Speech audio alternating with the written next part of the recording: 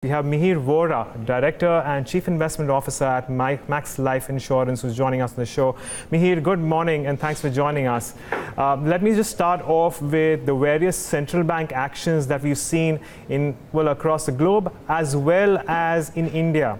Based on the interest rate trajectory in the US, which is likely to, to a certain extent, influence the way markets pan out abroad, and India, of course, what have you made of the commentary from the MPC?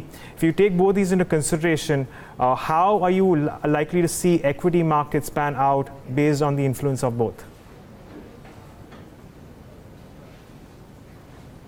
Good morning. Yes, it's very clear that globally the best of the liquidity boom or liquidity wave that we saw over the last 8-9 years is over.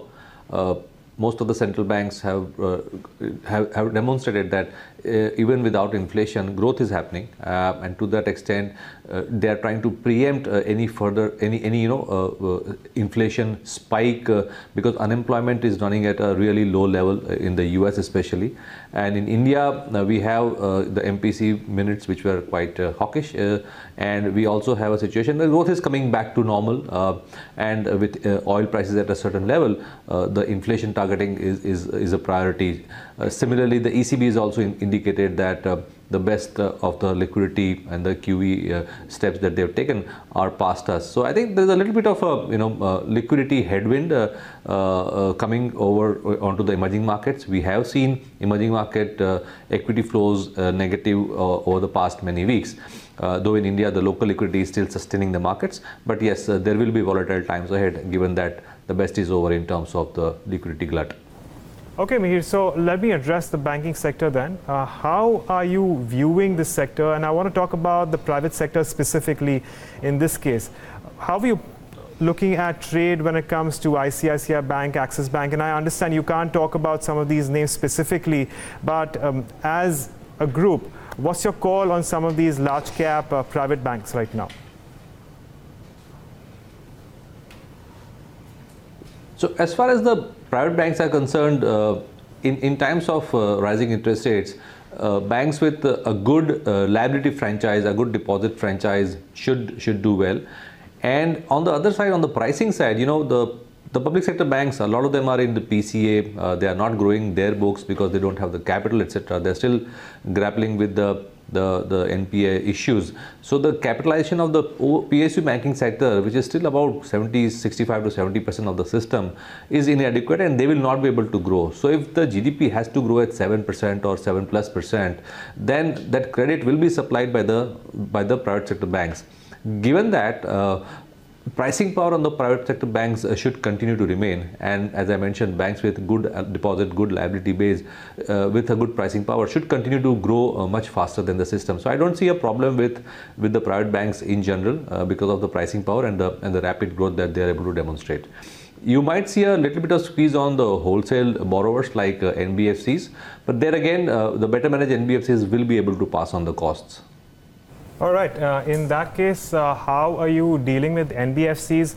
Now, again, what we've noticed is while we've seen so much strength in the likes of Bajaj Finserv, Bajaj Finance, the relatively larger ones, the relatively smaller ones, at least in terms of the Bloomberg consensus, still to catch up. And there are, at least according to the consensus, a lot of opportunities there. Are you of the same opinion, or would you like to stay with the relatively larger ones?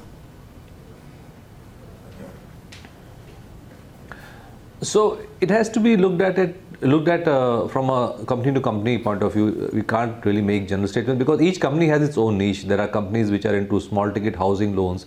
There are companies which are focusing more on SME. There are companies on large ticket housing loans, truck finance companies, used truck finance companies. So NBFCs are not a homogeneous pack. They are a heterogeneous pack with different models.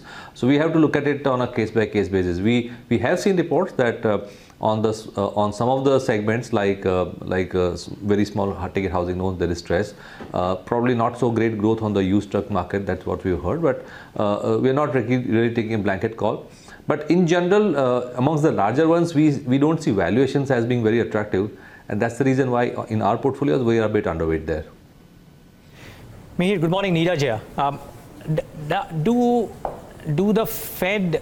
Does the Fed commentary and likely what the ECB might indicate today evening as well, give any discomfort about liquidity flows into emerging markets? I know the domestics are right up there when it comes to India, but if indeed the liquidity outflows from other emerging markets were to impact them, then India will not be a spot which shines out on its own, right?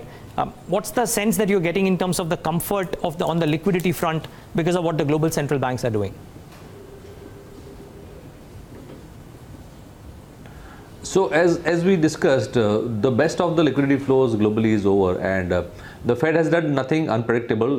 There was a clear indication that they will hike, and it looks like there'll be a couple of more hikes for the rest of the year. So we have seen liquidity flows both in equity and fixed income slow down over the last many months for India, and that trend is probably likely to continue.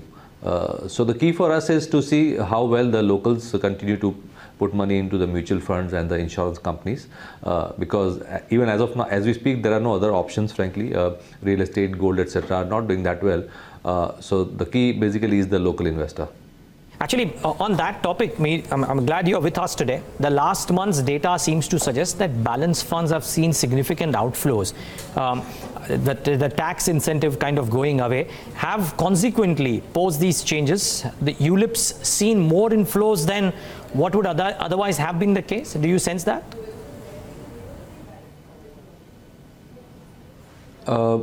We haven't seen any major disruption in the pattern, frankly. Okay. I really need to take a look at it, but at least from my flows, I don't see any major change in patterns. Fair call. Now, you gave us a sense of what would you be doing on the largest space, which is banks and financials. What about the exporters? I see at least 3 asset management companies launch healthcare funds, which gives us an indication of what a certain sect of the market is thinking about one exporting pack, which is pharma. IT's been on a run now for the last 8 or 9 odd months. How are you positioning yourself on these two?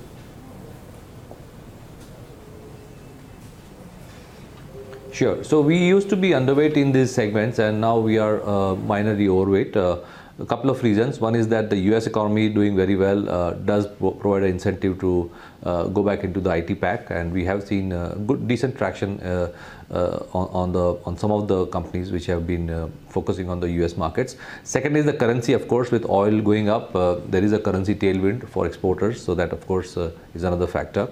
And on the pharma segment, the companies have been facing trouble for almost 3 years now, over 3 years now. And these issues are company specific, plant by plant issues, which now they have, over the last 2-3 years, again, they've put in the investments, got in the consultants, improved the processes, tried to fix the problem. So these are problems, as we've been discussing, these are problems which are not unfixable. It's just a question of management focus and willingness to do it. And in the last few months, we have seen one by one facilities getting approved by the FDA, all the warning letters, etc., gradually beginning to get withdrawn. So probably as far as the manufacturing issues are concerned, the worst is over in the pharma sector, and company by company, plant by plant, over the next 2 to 3 years, we will see them coming back on stream. However, the pricing pressure in generics still continues, so we may not see the kind of peak earnings that we saw and the peak margins that we saw coming back very soon, but definitely there will be an uptick in the sector in the next few years. Okay, well, Mihir Vora, we leave it at that. Thanks so much for joining us and giving us your outlook on the markets as well as the several sectors and how they can be played.